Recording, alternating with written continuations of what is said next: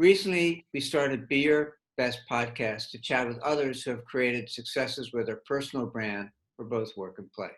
Today, we are happy and excited to be talking with Uday Dandavate, design activist, ethnographer, and CEO of Sonic Rim, a San Francisco-based design research company specializing in co-creation. In his professional capacity, as well as through blogging, teaching, speaking, and facilitating, Uday provokes fresh perspectives that help to humanize technologies and democratize design. Recently, Uday has published a book of poems titled Window for a Home Without Walls, Life, Imagination, Design, in which he weaves descriptive imagery and poetry together to bring the reader on the journey of his personal awakening. Uday's mission is to cultivate curiosity, compassion, and creativity, and also to ultimately spread love. Uday's ethos is, I'm open, curious, and fearless in exploring what life has to offer. His brand promise is, I will help expand your consciousness, provoke your imagination, and create a sense of purpose to explore the unexplored and make impossible seem possible. I've had the great pleasure of knowing Uday for a while as a friend, designer, and as an inspiration. I've been touched by his empathy, ways of co-creating, and inspiring others. So Uday, welcome. Glad you Thank can you. join us on Be Your Best. Thank you very much. It was great. It has been a great journey together. Yes, it has already. So I'm really excited about today because I'm sure we'll go out to the universe and back with no problems. Absolutely. Okay. So let's just start by, can you just share with us a little bit about how you came to be who you are today and how you began your work? Wonderful. I think I have been looking back at it more so during the COVID time, Mm. which has given me time for reflection. So I divide my life into three parts: the professional life. One, when I came out of design school, I was a designer, and my mission was inspired by the mission of Bauhaus to uh, humanize, to bring art to play on the ugliness that industrial revolution had created. Mind it, I graduated in 1981. I was in design school between 75 and 81. I practiced, so my first phase of design, life was designer. The second phase was when I came to the US and studied design research, became an ethnographer, and started studying people's lives, their dreams, their imagination. And in that process, I became a storyteller. Stories that inspire imagination became my job. And during COVID era, which is just the beginning of the future, just the tip of the iceberg, I had time to absorb everything that I had learned in my life, and it triggered poetry in me. I have never tried poetry. Uh, I, in fact, long back, my daughter told me never to try writing poetry because I really wrote a bad poem for her when she was 5 years old. But this just came out one day when I was on a mountain and I saw a feather flying past me and I tried to catch it, it went away.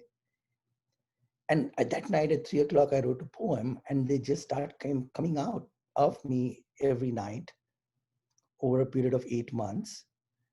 And I realized that my new purpose is to inspire imagination through poetic creations, creations that are not seen as my own, but as eternal expressions of universal curiosities and sensitivities that live beyond my thoughts. They are not prescriptive, they are evocative. They frame a perspective on life inside and life outside. And that's why I think my designerly way of understanding and absorbing the universe around me and inside me took form of poetry. And I'm receiving an amazing reaction from people that people take those poems make it their own and translate it into music, um, therapy, stories, art, whatever. And I think that's the power of real true design is design must provoke imagination of everyday people. And that's where I am today. So provoking imagination, right? So in that context, um, there, at least for me, just talking, the imagination is great, but it needs a rudder. Mhm. It needs to have a foundation of intention,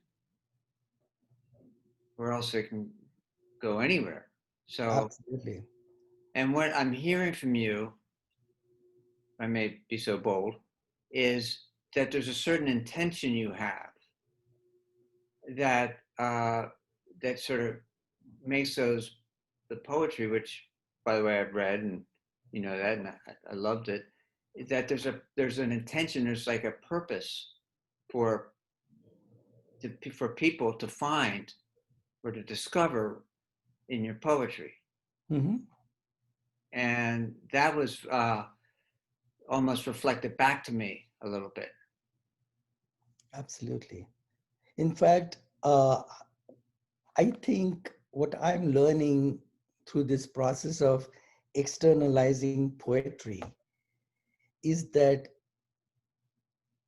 what we call purpose, which drives our actions, is actually a mandate of nature. Mm. Nature created us to be a part of an ecosystem, and it ingrained certain rules in us for peaceful coexistence, a harmonious coexistence. And when we understand and follow those rules of harmony and growth and discovery, we find more joy out of engaging with the other beings in that universe. And finding that path through the discovery of those rules and engagement with that harmonious movement through the universe is our purpose. Well stated. I find that it's something to practice every day and actually in every moment, really, particularly when I'm with others, is is that idea of wanting to have the best outcome possible Mhm. in sharing and hoping with others. Um, so you were just talking a little bit about how one day you just woke up and said, "Okay, I'm going to write poetry." So, and before that, you really weren't you weren't a poet at all, were you? Never. Tried only once. That's well, sounds like the universe is calling. Absolutely. In fact, one of my teachers, he was my teacher in the foundation year of design in 1975. Today, he's a recluse. He lives alone with his wife. I sent my manuscript to him. He read it, and then we got on a call, and he said it would reminded him of a poem, which was originally in Urdu. But the essence of that poem is that there was this bud in a forest that was growing alone in darkness, Mm. through light and darkness. And one day, uh, someone who could appreciate that flower passed by. And in that very moment, the bud was turning into a flower. And it just happened that this maven looked at the flower, and as his eyes fell on the flower, he could appreciate it. And he said, what happened to you was that this bud was growing inside of you through your life experiences. and your attention happened to fall the very moment it was ready to bloom, and you captured it in poetry. So he recalled that poem to describe why this happened. And I do understand that in a way that the sensitivities that we develop as designers in design training do nurture in us the ability to sense and appreciate the life around us, the finer things of life around us, and to follow certain principles of authenticity. And through that kind of curiosity, when we look at the world, mundane things of life appear to have a design of their own, and they serve as inspiration to create something beautiful, such as a poem. Well, it's interesting when you're talking about design. I actually remember Foundation. I think it was 1974, 5. So at RISD, I went to Rhode Island School of Design, and I remember everything was possible in Foundation. Mhm. You remember that? Like you could just, it wasn't, there was very little restrictions. It was very creative, and really my best times, my best times. Absolutely. And In fact, the same teacher has given a preface to my book. You must have seen it. His name is Professor Mohan Bhandari, and that's the preface. It's oh, in there, the yeah, first few okay. pages of my book. And his words I remember on the first day of Foundation in Design. He said, "From your job during the next 1 year is to unlearn everything you have learned in school and to reclaim your childlike curiosity." Wow. That's beautiful. One thing about design school, I remember my senior year, I went for my final crit to with a really a mountain of a creative guy, designer, artist named Mahler Ryder, and he was. I always just totally, uh, you know how it is. You think these people are like gods for you when you're a student, and he looked at my work and says, um, uh, so he said something to the effect that, okay, so you're much bigger than this, and you should just go out and explore and keep exploring and find and keep moving. He said, because this is just a beginning of something. And it was so true. It's so true. And hearing, going back full circle with the reason you wrote those poems is exactly like that. Like there was something better or newer. The universe is waiting for you.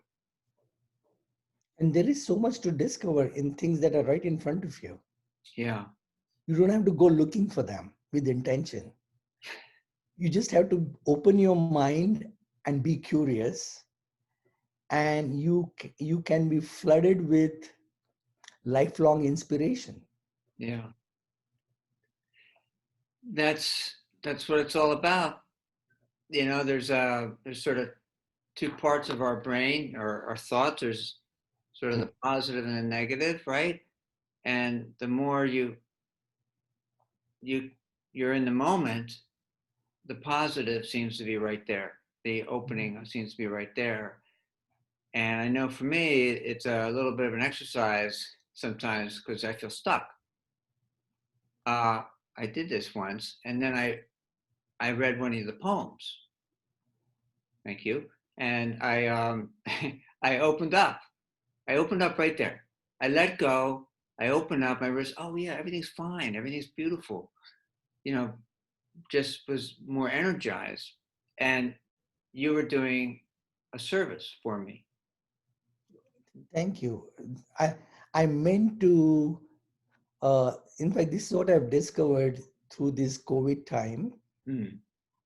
Number one, I feel very lucky and privileged that my hardships are nothing compared to the pain and suffering of so many people around the world.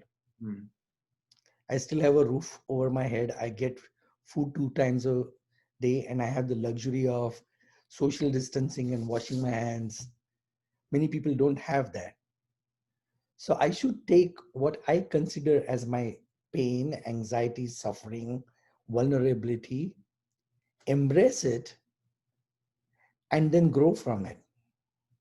Not see it as something that's bad, but see it as something that feels like a state from which I need to grow. Mm. I think so many great seers throughout history have told us that same thing, that, you know, behind every problem is a better solution.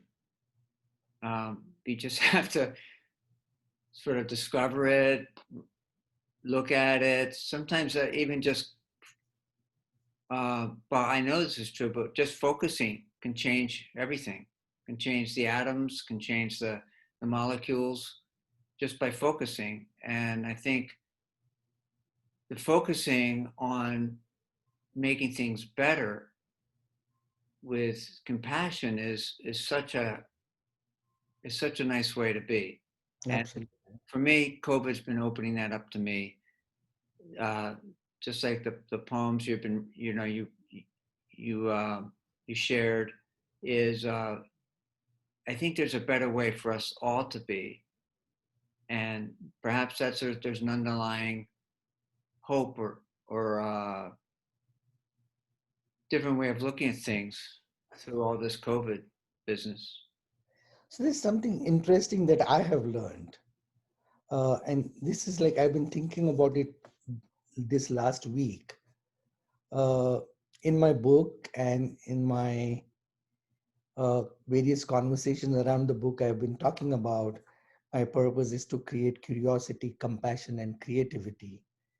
But the word compassion is uh, driving me in a new direction in design Mm. because almost 25, 27 years ago, I wrote an article on user empathy in design, and empathy being the foundation of all design that it ought to be. And lately, I'm beginning to feel that compassion is something that's even bigger than empathy. Because empathy is something where you put yourself in somebody else's shoes and feel what they feel and design for them. Whereas compassion is you feel for them, but there is still a distance. And I have learned through these years of designing with empathy that sometimes it's important to maintain a little distance and not burn yourself out with the emotions of the person you're designing for. Mm. I think being empathic can be painful. I'm sure a lot of medical workers are feeling that right now. Whereas being compassionate can protect you from the first-hand experience of empathy. And so that's going to be my like compassion is more activated feeling for acting on understanding other people's feelings while yet maintaining a distance and not letting it be affect you inside. And I don't know how it grows into a practice for me, but I'm beginning to learn that that's going to be a new seed that I'm going to uh, germinate for a few months and see what grows out of it. I I really like what you said there, because I always felt uh, empathy, awesome, right? Good. But what about the heart? What about the feeling of it all? Mhm, I sort of felt that when you were saying that about compassion. mhm. Compassion's a bigger a bigger way of improving things. Can you imagine if we were all building cars and everything through compassion? It's I know. great. I love what you just said. It's a, it's a, it's awesome. And I think, In fact, I'm glad that you brought up a car because I've been doing a lot of work with automotive industry, mm, and I can see clearly where technology is leading all the artifacts of the world today, be it wristwatches, phones, televisions, cars, homes, everything is becoming intelligent, and then everything is becoming artificially intelligent, and everything is developing its own thinking. And I have concerns about it. I have concerns about the enthusiasm engineers have for constructing intelligence without consideration to the soul. I think we need to be very mindful when we create artificial intelligence to build a future where people still are connected to their soul. yeah, there's I kind of feel even things like what's happening on social media, it seems to be bringing out the ideas that are people would be shy to express face to face. People are meaner on social media. People express hate more naturally on social media. People connive, they allow themselves to be manipulated, and there is a larger design. We saw in that Cambridge technology uh, thing that happened during the last elections that we are building an edifice where we allow our soul to be controlled by somebody else. And I want to make sure more and more that be it my phone or be it my watch or be it my car, we still allow people to preserve their soul. yep. And that, Human interactions and relationships should not be defined by technology.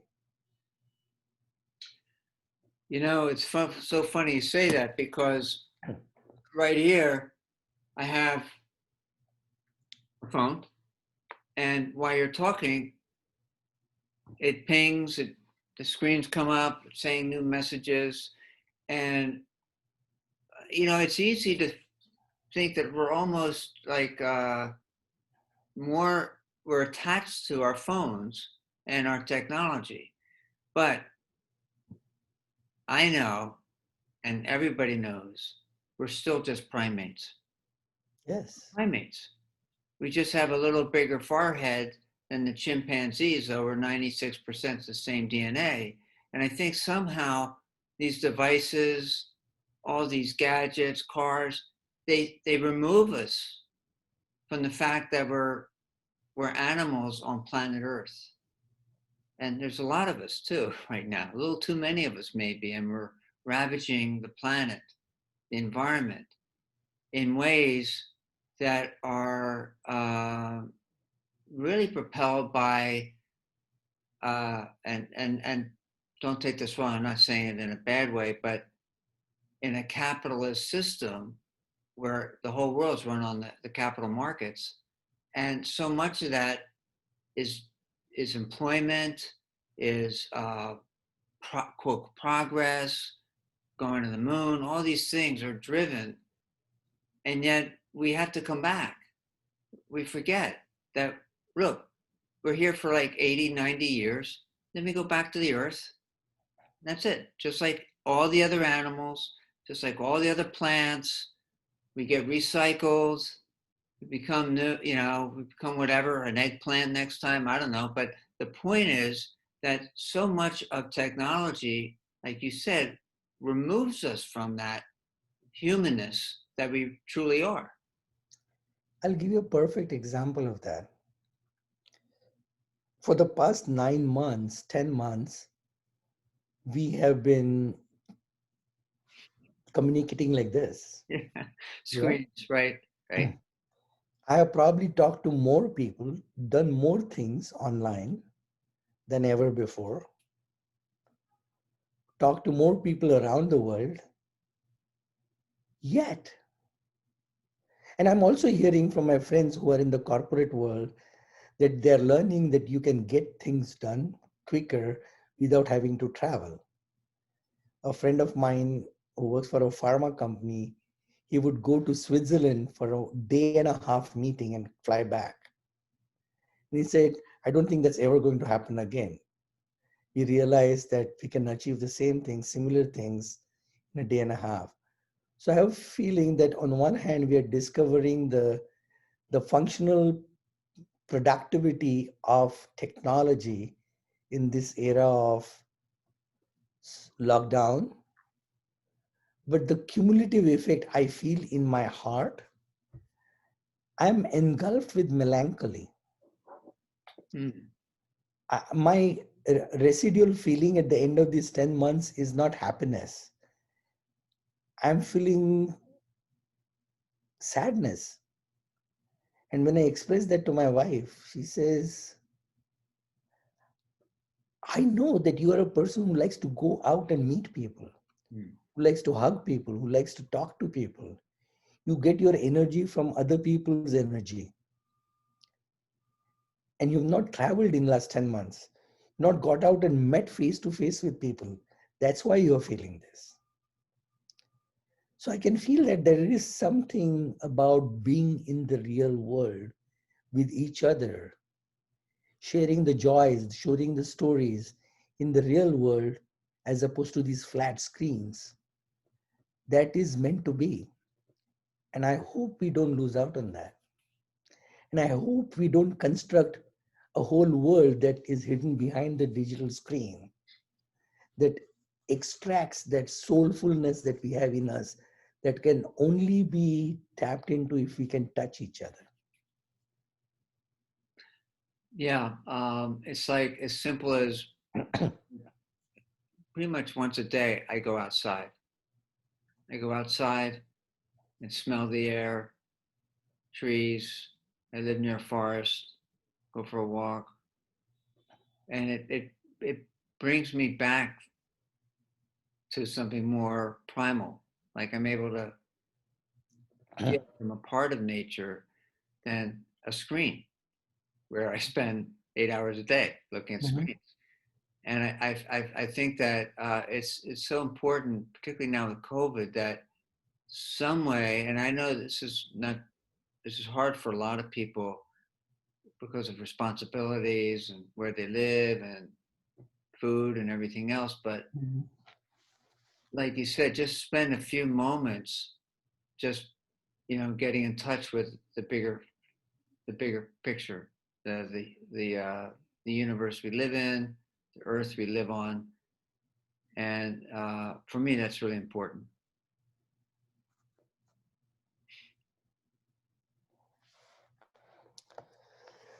Absolutely. So I'm going to ask you one of the questions I ask everybody. Now, I'm curious. Um, who would you say are your greatest influencers, like your mentors, to make you become who you In are? life or in profession?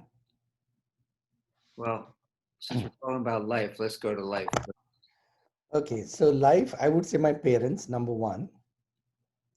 Um, and that's what I've dedicated my book to them. Mm-hmm. Uh, to my mother who taught me not to fear. I think that's like she's given me a lot, but I think she consciously cultivated in me, she trained me not to fear anything. And my dad, amongst everything that I've learned from him, is to be an optimist, always to look at the brighter side of things, things that are possible when everything seems impossible. So that was the beginning. I would say a lot of people have influenced my life, but I would say most of the time, two or three things that have influenced me. People with two or three kind of capabilities: message of social justice from a variety of people, engaging in creative activities from a variety of people, and uh, writing, reading, and storytelling from a few people. So these are the three kinds of things that have uh, multiple people have influenced me throughout. As I grew up, um, then I would say when I came, I was a designer all in the first part of my professional career.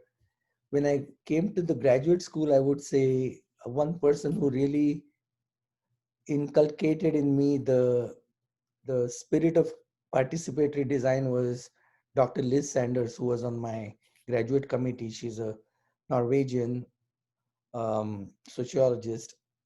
She has a PhD in psychology with anthropology as minor. So I worked with her. I don't know why my video went away. Is it back on? No, nope, it's okay. It's all black now. Oh, there's your No. photo. Oh, there you are. You're back. Yeah. Okay, back. I don't know how much I missed. It's okay. If it's edited, we can edit it. No big deal. Okay. So, so she was one. The professor who I told you about, who was my foundation professor, I would definitely say he was one of the guys who sowed the seeds of me being open and curious to the environment around me. And then there are many others in life: Gandhi, Buddha, two people, Nelson Mandela, and King Jr. amongst them are some of the people who have influenced me. And what um, what in your eyes, which are I find really provocative in the stories you're saying, what are the key elements of a strong personal brand that empowers you? If I have to put it in one word: authenticity. Really? Yes. In fact, there was one professor of mine when I was at NID in Ahmedabad, in my first design school. He was a student of Misha Black at Royal College of Arts, London. And he would say one of his principles of design is never compromise on the integrity of design, be authentic in the use of materials and processes. Do not try to be in something that is not. And that just stayed with me, not as a principal theme of design, but as I lived through life, authenticity acquired new meaning. And today, in the post COVID world, when I look back, when I look at my own closet, look at my own possessions, look at the things that I work without, I can do without, I realize the rest of my life needs to be carved around, and I need to focus on helping others look at joy of life with authenticity. Take out all the things that are so pretentious in our life. There is so much more mindful, responsible, sustainable use of resources that we can do to create a life that is more joyful. So I would say my brand is to approach the world with the authenticity, create the world with authenticity, and learn with curiosity. And have fun too, right? Fun. I think that at the heart of everything has to be play. Right. I remember spending time with you at the DMI conference in Munich, and it seemed like we had a lot of fun. Oh yeah, We always absolutely. had fun. So I think that definitely is one of your MO is fun and enjoying people. Yeah, because that's one of our like uh, most innate human skills is to play. Mm. Yeah. Yes, and I think it's through play that we learn and grow. And play is fun. When we make learning work, it becomes boring and we degenerate. But if learning is play, we absorb and grow, we engage and grow. I somehow I'm perhaps for whatever reason, it took me a long time to discover that it's all about play, fun, enjoying, and once I uh, sort of started capturing that, everything got so much better. Uh, not only was I more clear, productive, but I was also just enjoying myself so much more. I'll tell you something very funny. Somebody in my own company has said this to me, and other people outside have said this to me, is that for me, I like to make everything fun for my clients, for the participants of my study, or for people in my company. And they ask, why does it always have to be fun? And there are people whose approach is to approach life with seriousness and with profoundness and with systemacity and with some very serious prescription for a world to follow the right path. And be my guest. That's fine. I don't deny them their joy of being in that path. But I think that's what my design field has done for me, is that for me, play is important. And I think evolving through curiosity, playful tinkering, and discovery is the essence of design. I, you know, it has been said that, right? And I think more and more that those qualities you're just talking about, I've learned to really appreciate. And the book, by the way, does a lot of that. The book, I almost sometimes I'm seeing your eyes looking at things through those type of feelings, the sensitivity, the joy, and some of those poems are you're challenging the norm, the contradiction of quote seriousness because of a butterfly or flowers in front of you or the ocean. And I really feel like right now your book is so timely. If I may be so honest, um, and it's a. I feel like it's something that more people would really enjoy in this time of COVID. Yeah, in fact, I honestly, one reason why this book doesn't have a title or an author name in the front page, or like all the marketing quotes on the backside, it only has it in the spine, Mm. name and the author, is because I want anyone who owns it and keeps it on their desk to feel it's like their own window to their own world. Mm. I don't want the typography to interfere with their own lens. So when you keep it in front of you, you don't see the spine, but when you keep it in the shelf, you see just enough information to pull it out. So when it's in the shelf, it doesn't have any impact, but when it sits next to you, it's supposed to say, this is my personal journal of reflection. And just like there is a song that you live with, grow with, a poem that you live with, grow with, that you don't care who wrote it, but its tune, its essence, its meaning is what resonates with you. I want these are the words that have flown through me, either as a butterfly or as a feather or as a rock or whatever that might metaphor might be. I want that to flow on because it belongs to all of us. Mm. It's a it's an experience of collective consciousness that brings sanity and connectedness, and it brings us, this is a rule book of nature of how to get along and grow together. This is not something I created. Uh, um, so we're sort of reaching our closer now. Um, at the end of this, by the way, incredible conversation. Thank you. Um, so where would people, the name of the book is Window for a Home Without Walls. Mhm. And where's the best way to find the book? Where can people go and find your book? Amazon.com.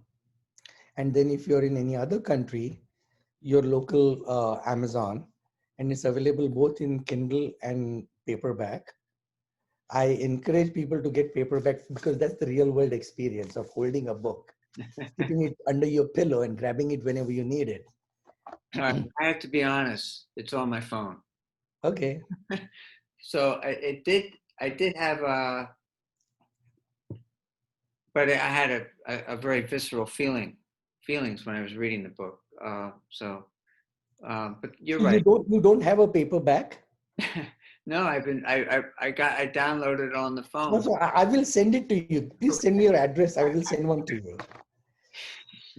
But I do have to say one thing about my next project, because without that, this conversation cannot end. Is uh, I sent my book to a, a friend of mine, a wife of a friend of mine, and she does creative projects for children. And I've Mm, written a blog about it. yeah. And she wrote back saying, after reading your book, I'm inspired to write poems for children. And her reaction prompted me to write a book of poems for children on the same theme. And overnight, I wrote 12 poems, then wrote two more. And now I'm working on a similar book for children between the age of 8 to 13. Wow. So I that's my next project. So my mission to give design back to people is now going to the children now.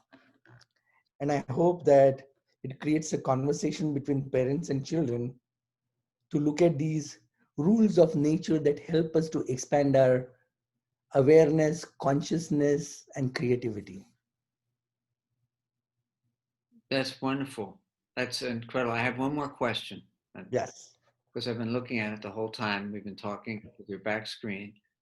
The tree, the significance of the tree. Is that a special tree in your life, or is that it's beautiful, but the tree is part of your cover, the main part of your cover? So my book was designed by Professor Mukesh Patel of Arizona State University Department of Design. Um, he asked me what was the ethos of my creation. And we had a long conversation. Then he asked me what kind of a, a feeling you want to communicate through the cover.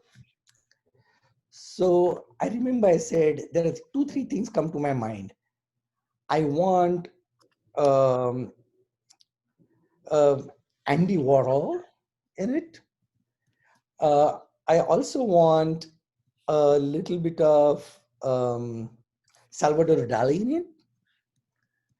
And my own metaphor of life is tree. So I kind of say that these different images come to my mind, and something that combines the essence of all these three things would um, be the feel of my cover. So he went out and looked for this. He created this. And of course, this is in sepia. The actual book is in full color. Again, it changed. I don't know why it does that. Okay, here. Yeah. Um, I I have it, but I have the digital copy, but I will have to get the book too, because I agree with you. The paper's much better. Yep. It's tactile, and as a designer, that's right. I mean, I grew up in paper and pen. So Um, this is so amazing. Chatting with you is always so much fun, and you have a knack of pulling out some things that are like deeply entrenched but don't surface normally. oh, well, good. And Thank I'm very sure that when you help others create their own personal brand, you pick on things that they've never thought were their essence. Well, it's everyone's a journey, and it's really fun.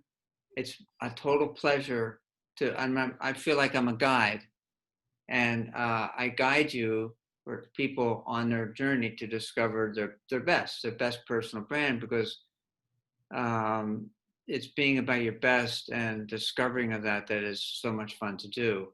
Mhm. And it's just like doing these podcasts. It's the same thing. It's really a pleasure to watch people open up and express their best parts.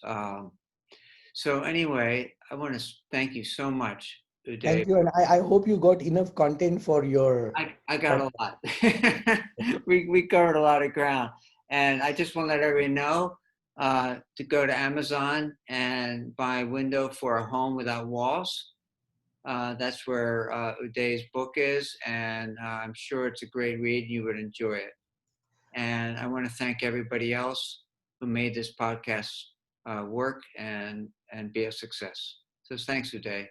I appreciate Wonderful. And you can cut it later, but one thing I forgot to mention is that a group of students of music from Carnegie Mellon University it. Hmm. uh, have composed an a cappella performance based on my poem Universe, and it's going to be performed online on December, I think 15th or 18th. I'll put it online. And it's an amazing translation of their interpretation of my poem. Well, that's wonderful. So what date is that again? December 15th, I think. December 15th. Yeah. But I will confirm it to you. I will check once I'm done with this. Yes, so send me a link, because then I can post it on the script, the Yeah, I'm transcript. creating a visual, so I'll send that to you. Perfect. Again, thanks again. It was great. Thank you. Really a pleasure. Let's continue the conversation. Absolutely. All right. Thank you very much, Gam. Have a good day. Bye Bye. bye.